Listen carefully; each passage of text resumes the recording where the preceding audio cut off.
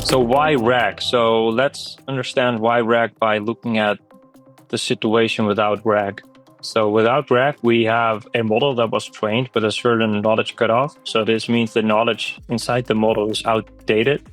We don't have access to internal company data, and we're also prone to hallucinations because if the model does not know the answer, it just tries to make up an answer best it can.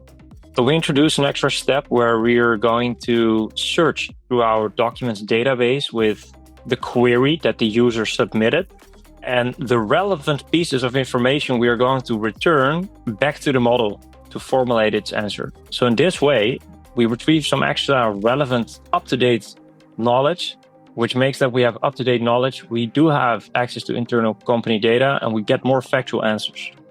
All right, so the only thing that we have left to do is we combine the retrieval step and then also a generation step.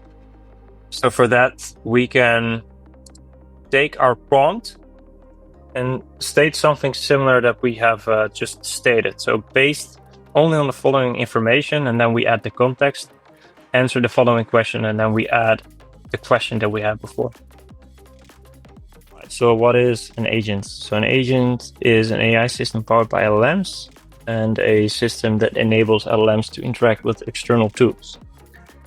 So in this case, it enables your LLM, for example, to do a web search, to use a calculator because they're quite bad at math themselves, or to execute and run code. So what is the flow of an LLM agent? So we have various inputs that we take and expose to the agent, and then we can look up which tools are available, which is, for example, calculator, Wikipedia, or a vector database, and then we loop until we find that we have enough information to form the final response. And then we just need to start defining here a session. So when we're interacting with the user, so here you can see that we have a chatting UI, and we can interact with the agent. The agent then responds, and we can actually also observe which tools are being called in the meantime. So that becomes very powerful because we can actually create a directed acyclic graph from all the interactions that we do with the agent and the tools that are being called.